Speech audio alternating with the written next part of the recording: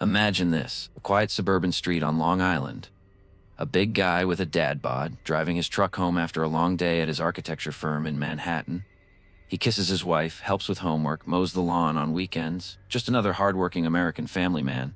But across the bay, in the dunes of Gilgo Beach, police were uncovering a nightmare. Young women's bodies, wrapped in burlap, discarded like trash. For over a decade, the Long Island serial killer haunted America. No one could have guessed the monster lived just minutes away with a wife and kids who had no idea. Until one day in 2023, everything changed. This is the shocking true story of Rex Heuermann, the family man who allegedly hid 8 murders in plain sight. In December 2010, while searching for missing escort Shannon Gilbert, police made a horrific find along Ocean Parkway near Gilgo State Park. 4 bodies, later called the Gilgo Four: Maureen Brainard-Barnes, Melissa Barthelemy, Megan Waterman, and Amber Costello.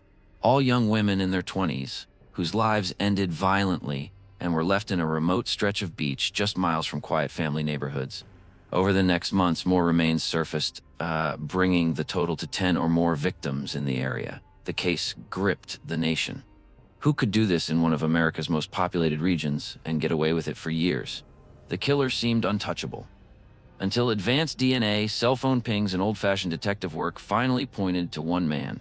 Rex Heuermann seemed like an ordinary man. Born in the early 1960s, he grew up in a quiet suburban community, earned a degree in architecture, and went on to build a successful consulting business in New York City. He married Asa Ellerup in 1996. Together, they raised a daughter, Victoria, and Asa's son from a previous relationship, Christopher.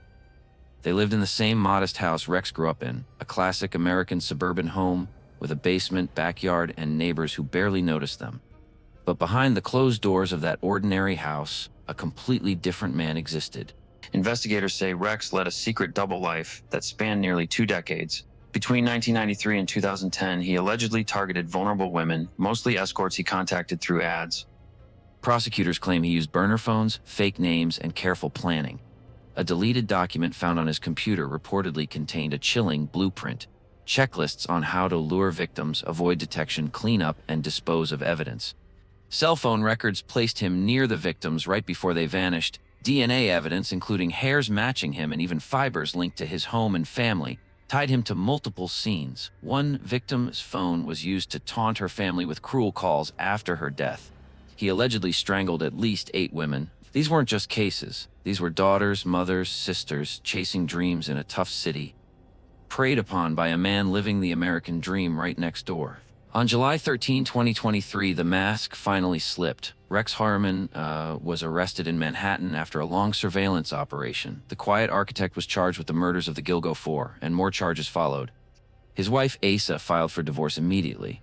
In later interviews and documentaries, she and their daughter Victoria spoke of their shock, insisting they saw no signs of the horror happening under their roof.